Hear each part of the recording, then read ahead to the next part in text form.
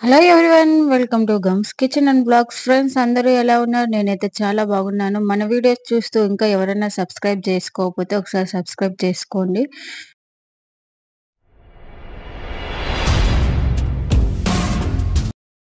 So ఈరోజు family blog ఏంటంటే మేమైతే మా ఆయన అనుకున్న కోరికైతే నెరవేరింది. సో అందుకని మేము మా ఊరికెళ్ళైతే పొంగలైతే పెట్టుకొని వస్తున్నాము.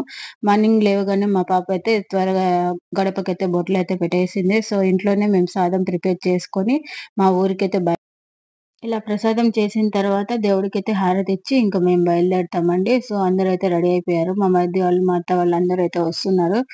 సో ఈడ నుంచి మేమైతే అందరం కలిసి ఇది సెకండ్ టైమ్ అండి సో ఎప్పుడో ఒకసారి మేము ఇలా అందరం కలిసి వెళ్తామండి.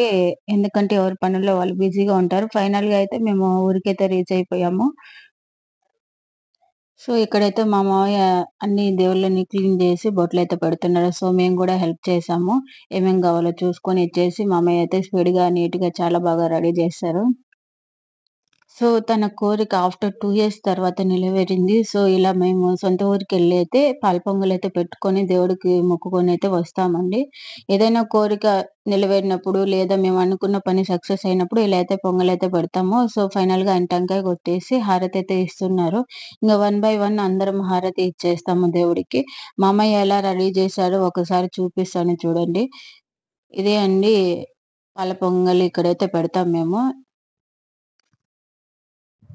ఇలా అందరూ కూడా హారతి అయితే వన్ బై వన్ ఇస్తున్నారు. ఫస్ట్ అయితే మామయ్య ఇస్తారు. తర్వాత మా హస్బెండ్, నేను, మా అత్తయ్య అండ్ మరిది గారు అండ్ చిన్న మరిది అండ్ ఆడపడుచు కూడా హారతి అయితే ఇస్తారండి. ఇలా అందరం హారతి ఇచ్చి సక్సెస్‌ఫుల్‌గా దేవుడికైతే ప్రసాదం నైవేద్యం అయితే చెల్లించేసామండి.